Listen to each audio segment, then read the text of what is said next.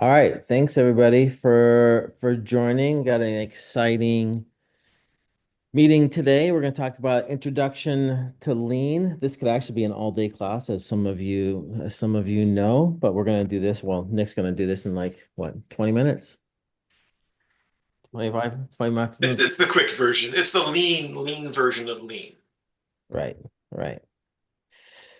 Which is great. So if you want to go ahead and go to the next slide here, Nick, for me. Yeah. So if you're new to the Process Champion network here, if you don't mind going into the chat and introducing yourself, let everybody know your name and what department you're a part of.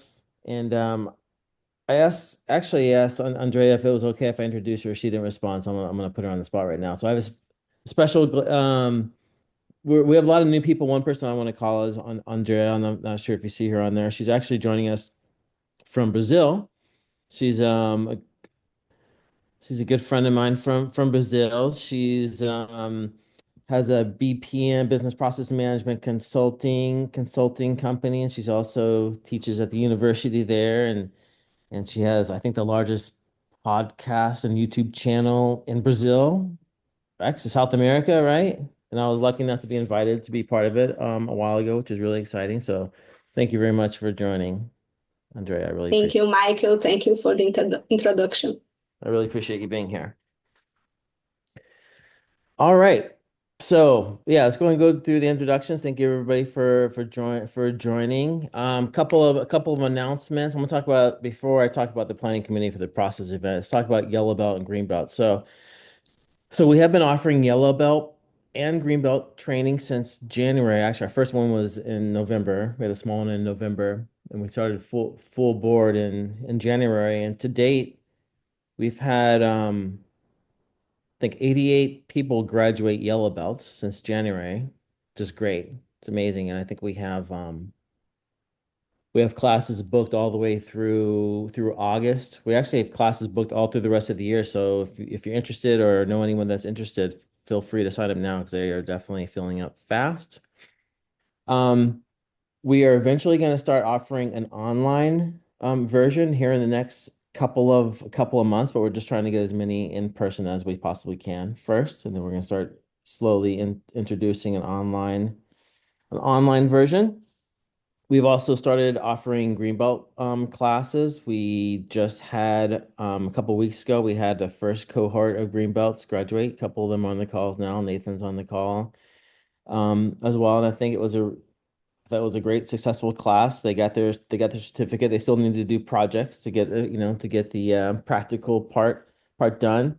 There's actually School of Social Welfare is having two Greenbelt cohorts go through in May and June. So that's gonna be another 24 folks getting Greenbelt, and I have a waiting list of more people. And I think there's a waiting list for 6 to 7 people that want to move on to black belts. So it's really exciting. So follow those links to go to our webpage to get some more information if you're interested in getting your yellow, green, or even black belt. Hopefully, all of you also saw the email that I sent out about volunteering for a planning committee for a process event. I'm not sure if everyone here is familiar with UC San Diego's Process Palooza. We're going to come up with our own name, whatever name we come up with, but we want to do something similar, maybe not as large as what San Diego is doing. They've been doing it for a couple of years, so our first one might not be as large, but we want to do something similar here where we have a process-centric event on campus where maybe we have a day or 2 days where we focus on some yellow belt training perhaps, and then maybe a day of documenting process and having some Kaizen workshops to improve processes and some showcases of how people have documented and made improvements as well. So if you're interested, please check that email and fill out that form or send me an email directly, and then I'll set up a planning committee and we can start planning this next. Hopefully, have it done before and launched before the end of the year. What, Nick, Nick, yeah, did one you thing have one thing I anything on wanted the to add planning before we process? moved. Yeah, one thing I wanted to add before we moved on from the announcements for the green belt and yellow belt training. There is also an opportunity that we have on our website for like it's great as individuals get training, but if you bring a team together and you have a large group that you want, we can schedule a separate session that gets the whole group trained through Yellow Belt as well. We've done that for, I believe, the School of Social Welfare, and is Public Health doing that soon too? In July, In that's right. July. So it's great if you get a whole team together so you all come to the same kind of understanding, speak the same language, and support each other. So if you have that as an interest, definitely think about that. That's great. All right. On the AI side of things and process management, those of you that are in Process Manager probably have seen an email around the new generative AI prompts that you can use in the tool. Just want to let you know that we are also playing around with it. But in addition to that, we are looking at other ways to bring AI into process management, ways that we can use tools to search for and bring up links to the mini modes for processes. And then also ways to train a AI chatbot to prompt a user to discuss their process and then put it in a format to where it could be imported into Process Manager. So these are all things that we're working on right now. And also we'll be kind of soliciting individuals as we get a little further along to play around with it as well and give us input. But also if you are using AI in any way in process management, kind of in those intersections, let us know. And definitely we'll continue to work in this area and see how best we can support campus. Last topic on there, it just wanted to give everyone a heads up to watch for a email that will come out where we're going to be surveying the community for ideas for topics for the upcoming year. We want to make sure that we continue to look and understand what is important to everyone as we continue to grow process maturity on campus.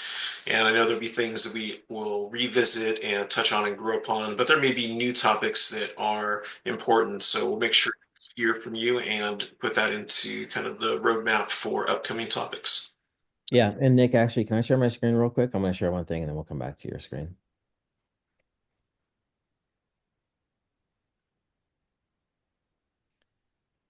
Another thing real quick that I wanted to make a quick announcement on is a couple things that we're going to be launching soon. One, hopefully by the, well, end of this month, April 24th or 25th, I'm launching a new process. This is going to be process. This is a test site. It's process.berkeley.edu site. And this is going to be a website specific to process and the process house and structure. And there's gonna be a lot of information about improving process, documenting processes, etc. We're also piloting and testing an AI chatbot that it's gonna meet Stewie, Berkeley's process navigator, where hopefully if you have any questions about processes or need to search for processes in Process Manager, or you need help documenting a process, Stewie's going to be here to help you. So this is in beta mode. I got a few dozen people helping test this right now as we dial this in and hopefully to launch this in the next month or 2 months. So I'm excited about that. Go ahead, Nick, and share your screen again.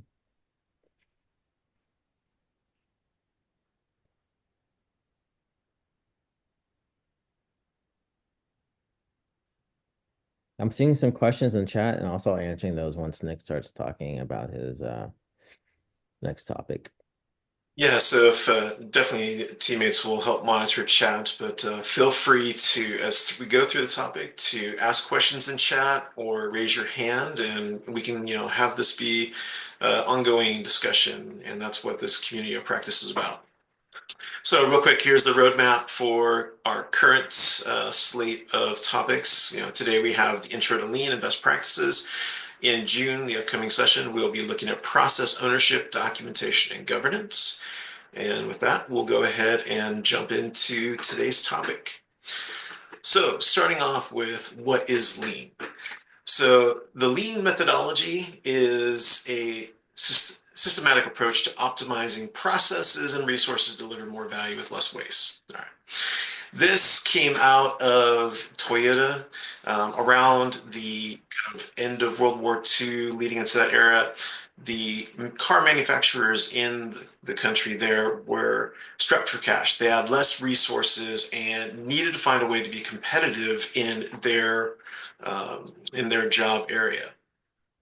They started looking at different ways to do more efficient work with the limited resources they had.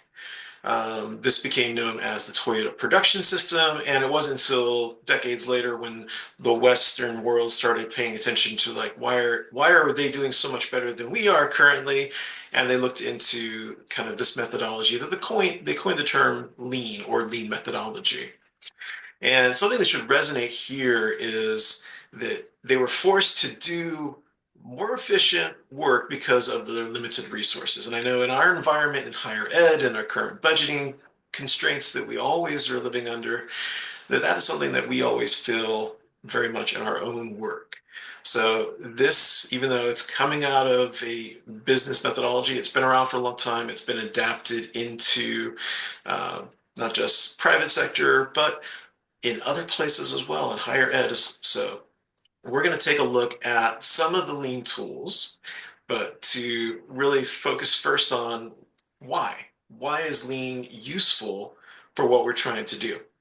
And lean is all about trying to be more efficient, getting things done faster with less effort, trying to not necessarily trying to do the work faster, but sometimes doing less work where it's important.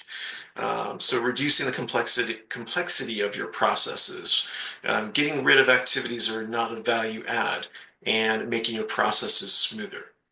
And that's a really key thing too when we think about, again, our environment that we're in. We've gone through years and years where departments have had to cut budgets to become lean on our resources and our FTE. We have to look at figuring out how do we use the resources we have and do the best work we can with those limited resources. In some ways, and sometimes that's finding ways to do less work. And that's what we're going to be focusing on today. So here's a big, huge list of lean tools. This is kind of a blown up list that, originally when lean first came out, maybe about half of these would have been part of the lean methodology. But as it's grown, there's been a lot of things where there's been crossover between other methodologies and things that have come out of lean and things that you've probably seen in your kind of either in performance management or other ways of process management. You've seen a lot of these maybe in certain places, things like SMART goals and KPIs. A lot of these may apply only to kind of more manufacturing, but there's a lot of things in here that we can look at and adapt for our more service-focused kind of processes that we do at UC Berkeley. Now, obviously, we have like 20 some odd minutes, so we're going to try and dive into a topic. So we're only going to be focusing on a couple of these today. We're going to be looking at waste and value stream mapping. So in lean, how we identify what is a waste is really trying to understand, is it something that's adding value to a customer, or in this case, when we think about customers, that's a very hard kind of term to use in higher ed. But when we think about the individuals we serve in our processes, or even the output itself, something that adds value to that output and to someone who's downstream from us or receiving the services. That's what we're looking at. We're trying to understand what is a value add activity versus things that don't actually add to improve the output of that process. Now, once we identify some non-value add things, there are pieces that we have to do, whether it's to get the work done or because of regulatory needs. And then there's that last slice of the pie that we're working on here, the non-value add, things that are wastes. And when we look at kind of this decision tree, when we look at trying to understand what is the kind of priority of what we do when we identify what's a value add and what's a non-value add, our idea, what we want to do is if it's a waste, we want to eliminate it. It's something we want to stop doing. It's something we don't need to do. If we got rid of it, it would not actually impact the output of our process. So when you look at lean definitions, this is what they are looking at when it comes to value add, customer value add, business value add, and non-value add.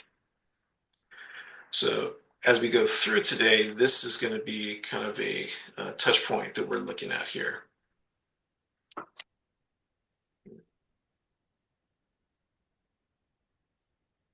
So the reason why it's such an importance to look at eliminating waste is kind of illustrated in these graphs. So what we have is a time or effort spent on processes.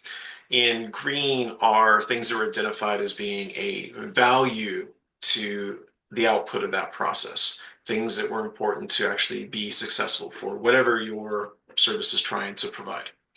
Things in red were things that were determined to be a non-value add, waste. A lot of departments, organizations, they fall into this trap of focusing on just the things that they see as a value, the activities they're trying to improve the output. They don't spend time on trying to eliminate these actions that are non-value add. And when we actually do that, we can eliminate a lot of effort that our staff spend so much time on. And what we can do is free them up to spend more time on, again, that customer value add, the things that are important to our organizations, and moving forward kind of the mission of the campus. And this is what we need to focus on doing to be better at using our limited resources. So this is the original kind of 7 wastes that came out of the lean, the 7 muda. You're going to see, and a lot of times if you start digging into lean information on websites, on different trainings, you'll see a 7+1 or 8 wastes. And that's because as we move forward in kind of understanding the process, they added the understanding that unused skills or underutilized talent or not using our staff well was the 8th waste that was added. So we're going to go over in more detail some of these categories, but these are really just kind of ways to categorize and understand maybe where some wastes come up in your processes. But again, the real thing we need to focus on is looking at the activities we do and that first decision tree of, is this adding value to our output or is it something that we can eliminate? It's a waste that isn't actually useful for us. So the tool we're going to look at first is a value stream map. So a lot of you have created swim lane maps or documented your processes. And a lot of ways a value stream map is going to be very similar to those. We can see here kind of a diagram that the value stream map includes documenting the steps of your process, who is doing what, how is it being done, along with information about the process, data about how is your process performing, what is the time that it takes to do your process, whether the active or wait time, and really understanding your current state. Now, you've heard us really hammer that particular comment a lot, understanding your current state. This is kind of a precursor to you being able to improve your processes. Whether you're doing Lean, Lean Six Sigma, any type of process management, PDCA, starting with your current state and understanding it is the first step. So if you haven't done that, you're going to start there. So the value stream map, you're going to gather the people who do the job, the process performers, understand, get them together, whether you got a sticky board, you're meeting on Zoom, doing a white Jamboard, and talking about what are the steps of the process, gathering data and understanding how do we do it today. And then you're going to look at this question of, okay, looking at each of these steps, if I was to stop doing this, would it affect the end value? Would it affect what we deliver at the end of the process? Whether it's going to kick off to a downstream process or whether it's something that's kind of a final product, if we stop doing something, would it impact that process? And then if it's something that's not a value add, is something we need to do based on maybe it's a regulatory requirement. There's things that we have to do for risk mitigation. There's things we have to do because state, federal government, county tells us we have to do it because we receive money from them. And those are things that will fall under a business value add, things that we have to do just to get the job done, but don't affect the outcome of the actual process. Everything else is a waste. Everything else we want to look at as an opportunity to eliminate. And this is where we can learn to do less work and let our staff free up time to really focus on the things that are important to your customers, to the mission, again, of the campus. So I want to stop right there real quick. Is there any questions in chat or any thoughts? Anyone want to raise your hand and chime in here? I have a question. Would auditing or inspection be considered a value added? Perfect question. That comes up in our yellow belt training every time. Okay, so by lean definitions, inspections and audits are a waste. Now, that is a waste that you want to eliminate, but you have to get to the point where your process is performing, where you're no longer having defects getting to the customer. So that's the idea of trying to build in error proofing and getting it right the first time. So as you have a process where your performance isn't good enough and you need some audits for quality control, you have it there until the point where you monitor that. And when you realize your process is getting better and better and you're no longer needing that step, once you get to that point, eliminate it. Don't keep doing it because this is what we've always done. I've been in a lot of work with a lot of different departments, and that is something that's always been there. Yeah, people are very reluctant to give up that audit step because they want to make sure. But what we want to try and do is build in the air proofing in the process so you don't have to have a separate step where you do this audit or additional approvers, those kind of things where someone else takes another look. So Rick, you asked that question. Is that a challenge for your department? Right now, we're still trying to figure out our department. Understood. All right. Anyone else? All right, let's move on. So for those of you that use Process Manager, in addition to creating a value stream map, you can actually use your existing process documentation in Process Manager and actually do lean tagging there. So I've got some images here, but I'm going to switch over live to the tool as well.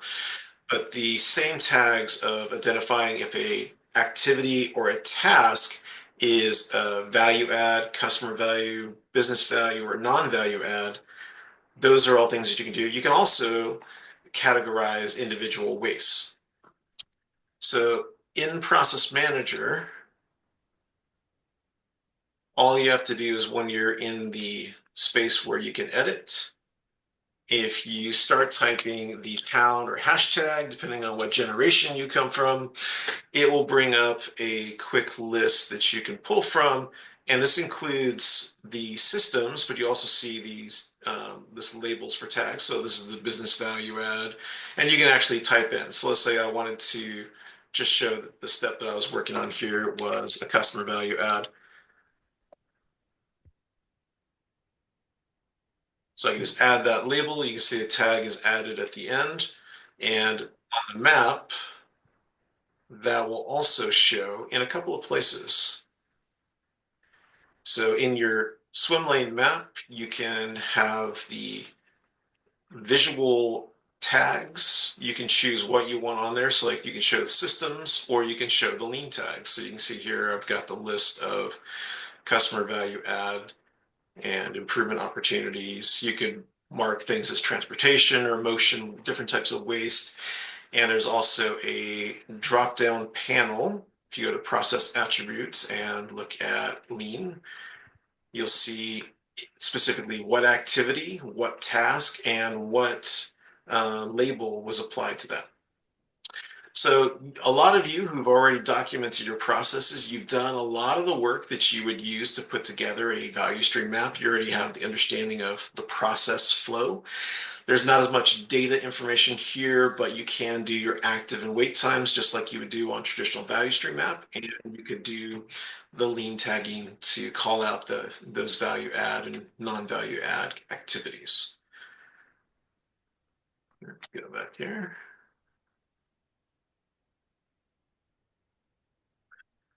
All right, so I'm going to go through a little bit real quick, some of the categories, and then we'll do a quick poll to see what kind of waste are we most faced with in our departments. Now, one of the things that can be a challenge for us in kind of depending on what type of work your departments do is thinking about this not just in a physical manufacturing type of setting, but in a electronic data driven processes, handoffs kind of setting. And a lot of these wastes, one process may be more prone to another, but a lot of these do cross the board, and we see a lot of them in a lot of different types of processes.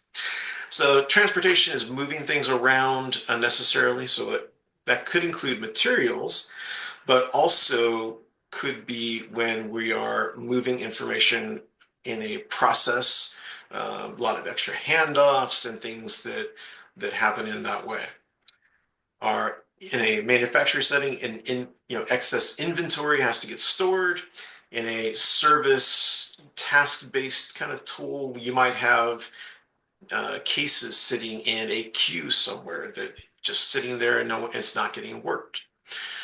Motion is people moving around. That's, could be in a actual physical plant, people having to move around and go back and forth and not set up efficiently. It could be in your office where going to a printer is, farther away than it should be. A lot of us are seeing less and less of this as we are working remotely. Zoom has been an interesting lean tactic for a lot of us. I no longer walk to and from meetings all over the place. I'm sitting at my desk and, attending meetings back to back to back, which is its own challenge. Wait time. So if in your processes there's downtime when it's, it could be moving forward, but for some reason there's a lag, either a system uploads overnight or it's just sitting there for one reason or another. Maybe it's sitting there on approvals. Overproduction is, if you make more of something than what is needed, that one's probably more common in a manufacturing kind of setting. Overprocessing is making it more complex or trying to make the output maybe even more than what is needed for your downstream or for your customer. Defects is the output doesn't meet what the process needs, whether it's the customer requirements or meeting the downstream process. And the last one is not utilizing our staff's skills. We have a lot of resources, a very bright staff that if we tapped into that, they have ideas that could make UC Berkeley shine. We have the idea Fiat Lux, let the light shine. And if we actually tapped into our staff, I think we'd see a lot more of that. So I'm going to launch a poll. And I want you to think about these wastes. And first one is which waste do you see most regularly at UC Berkeley? Or I know I should have thought about this with our external, but answer for your organization, for those of you, which waste do you see most often? And then for the second one, looking at your specific unit or team, which waste do you experience most often in your unit? And then the last question is, which types of waste do you think you'd have the easiest time trying to eliminate? So I'll give everyone a few minutes to respond to the poll.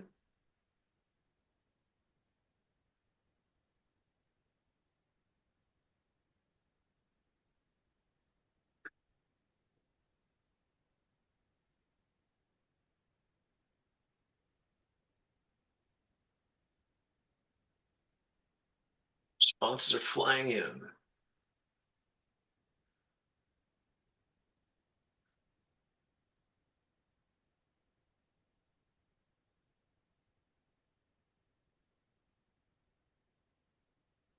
Got about half of everyone so far responding, so let's see how it's live, how it's going. So the waste that we're seeing the most of right now looks like most people see waiting a lot. Waiting for approvals, lag time in processes, sitting in queues, whatever it may be. Unused skills is coming up pretty high up there too. And overprocessing, thinking, making things too complex. All right. Looking at our own units, pretty much seeing the same things. So it's good to see we have a alignment between experiences campus-wide and our own units. And then looking at where do we think we can make some of the easiest changes and matching up. So those are good to see. All right. Any thoughts or reactions to seeing the poll for your colleagues, from this community? Any thoughts or surprises?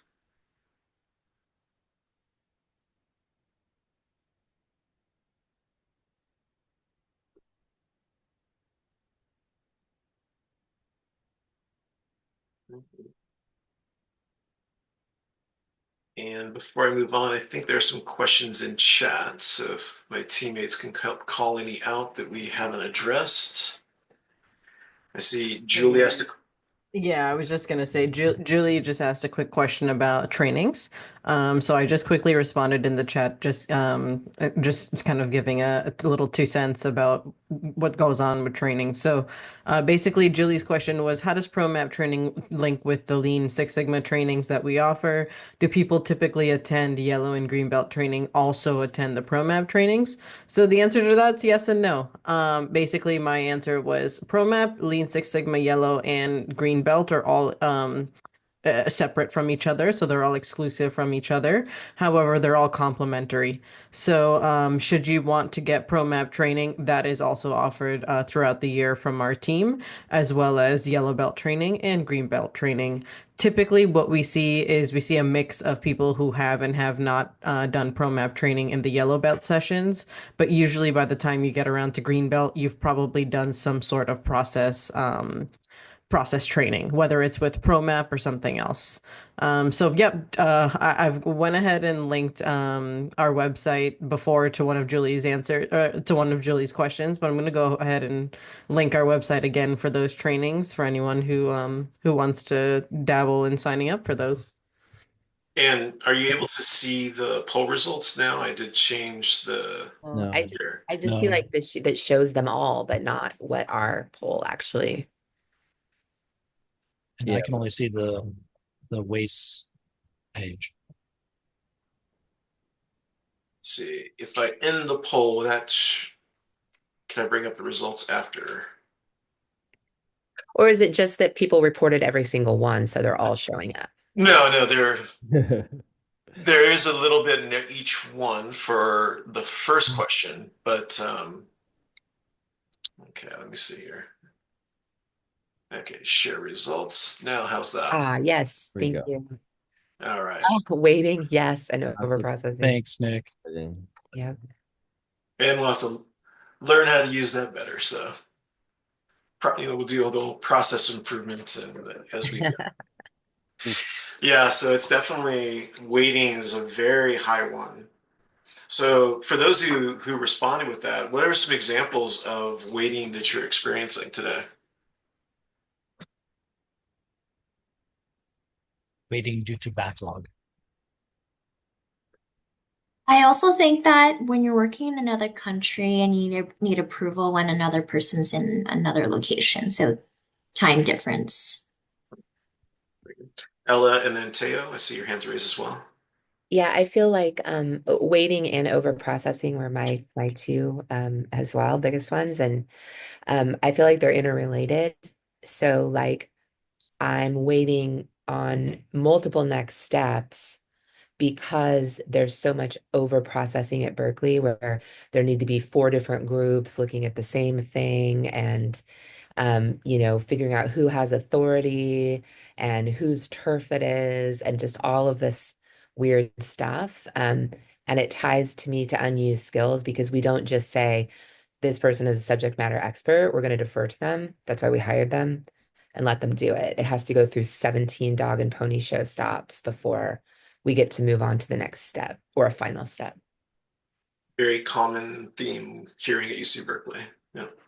And Tyler. When I think about waiting, one of the things that generally comes to mind is who am I waiting on and what is the single source of truth? I think there's a lot of time lost in terms of getting stakeholders updated because we don't necessarily have clear ownership of where that information should live and who should update it.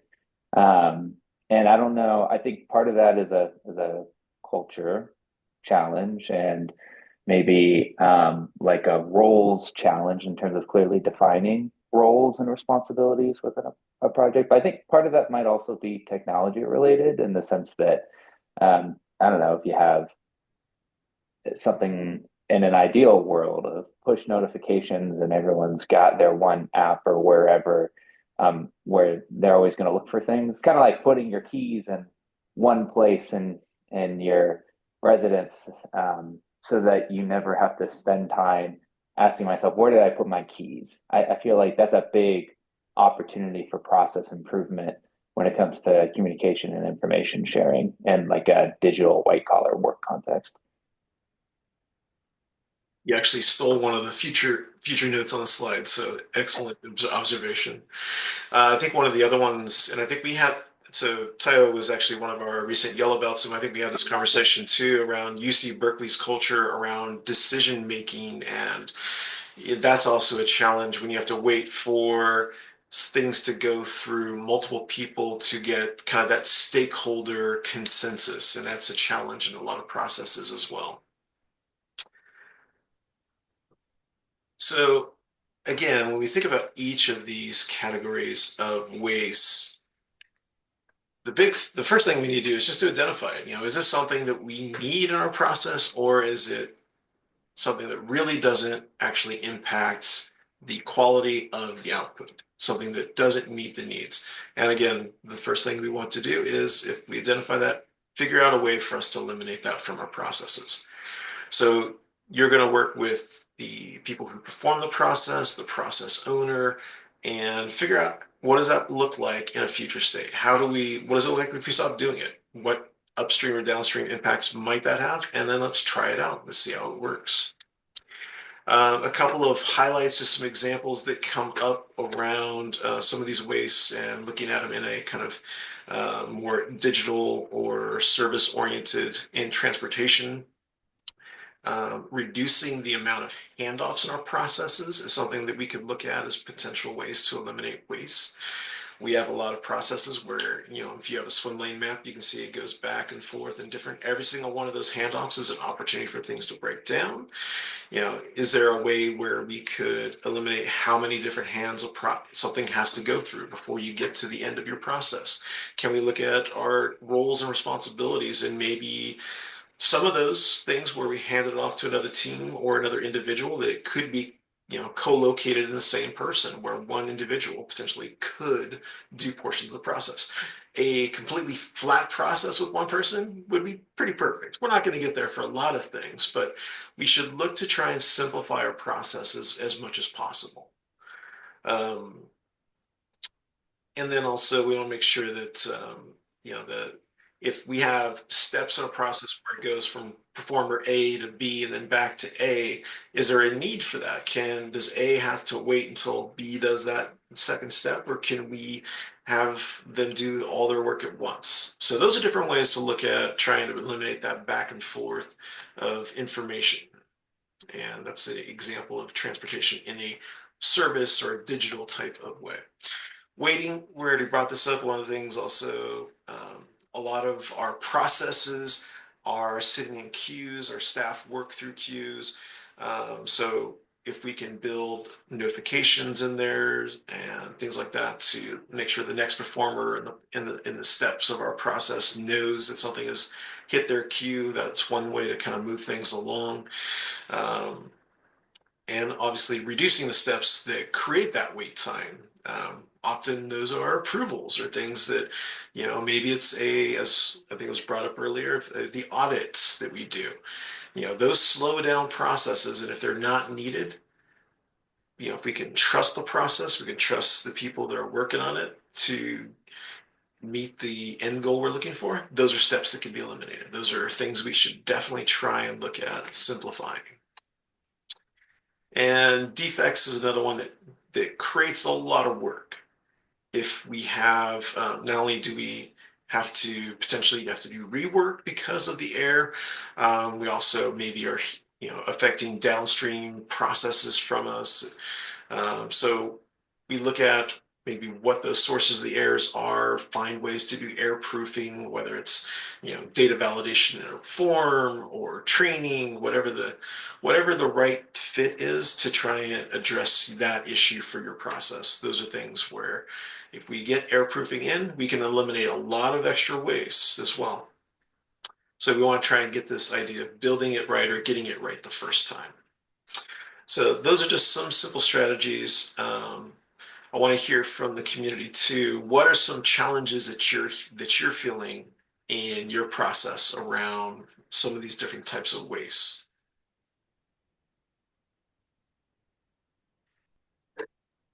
I think in both John and my department, it is this is how it's always been done, or it's an ad hoc process that became it's a non I don't want to say a non-standard process, but they just kind of shot up from the hip and it became the standard process, if that makes sense. It doesn't make sense that that's the way, but yes, I understand what you're saying. Is yeah, we experience that all the time. We work with departments. You know, one of my bosses is one of the worst.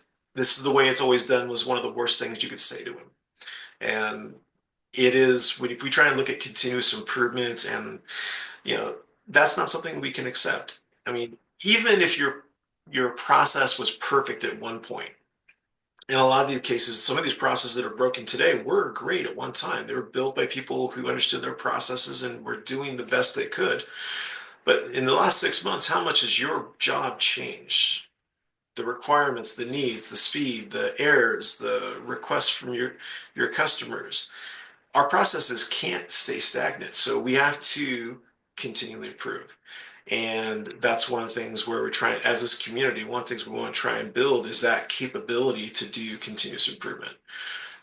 So definitely, Rick, that's a observation and feeling that we have to work on. A lot of that is going to be ownership and culture about instilling that need for continuous improvement. Once you got that, then you can apply some of these tools to make it happen. Michael, I see your hand. Hi everyone. You know what? I spend a lot of time like chasing $42 charges every month. And I'm emailing this department and this supervisor, and then they recharge back. They talk to a technician, and I sometimes have had, a dozen hands on the smallest charges. But I also feel like I can't let an supported charge be there. So I'm just wondering how we would address that. I know I spend $1,000 to deal with the $50 charge. But it's not really like you can't do it. And that's it. You want to jump in, or should I take this one too? Go ahead, Nick. All right. So I think, Michael, some of the questions or some of the comments we were making about air proofing will address kind of the upstream events of them happening. One of the other things that we do talk about too in the audit controls and risk, those are questions like, what what do we need to do to address some of these defects? When is good enough instead of trying to always spend a lot of time around trying to get it perfect and spending a lot of resources on things that are for very small issues. What's the risk of not doing that work? So those are things we do have to look at. So I don't know your specific process as much, but those are things that we have to consider when we're looking at our process. What are controls that we can put in place to prevent the errors from happening to begin with, so you don't have to do this rework and chasing it down, but also when is it no longer worth adding those additional layers of work or controls that you have to prevent it. Mike, did you have something to add? No, I agree with all that. And we could talk about we could have a whole session just on what you're talking about, Michael. But I was gonna send you a message offline. But in that case, everything that Nick said, plus maybe getting everyone that's involved in the same room together and says, hey, everyone, can we look at what's going on here and and document this process and see if there's ways we can improve it. Because sometimes, someone up or downstream of the process might not even realize that there's an issue because they're doing their job just fine, right? They might not understand that there's a constraints along the way, right? So getting people in the right room and having the conversation is sometimes all you need to do. Yeah, that might have I been would just how they've always done it. Yeah, good, Chris. I, I would just add one more piece to what Mike said to Mike Cook's point and Michael to yours is that the themes around what is happening and why that's happening with those people in the room is the key, right? Getting to the root cause. Why is that happening? If there was a way to get people together and say this process that you're chasing $42, is it in a certain area? Are there themes around that? Are those process documented? And then the root cause. Why is that happening? Because if we're not solving that at the root cause, and we're just putting a band-aid on something, then it's never going to be solved. You're going to continue to chase those $42. So that's a longer way of saying that a process session could help look at those smaller charges and why they're happening and dive deeper at the root cause layer. It's like, I saw your hand raised, Nathan. Everything you all have said. I was just going to answer the question, which is, it sounds like a defect type of waste earlier in the process, eliminate the defect. The end. Excellent.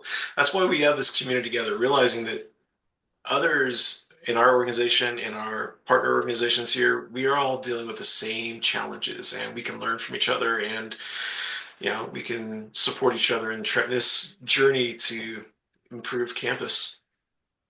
All right. So we're coming up on time. I want to make sure we touch on kind of what's coming next. So again, these two little tools out of the huger lean toolkit and what we get trained with the Lean Six Sigma, which is bringing another methodology together. These are just pieces of continuous improvement. We've touched on other things throughout, the sessions for the Process Champion Network.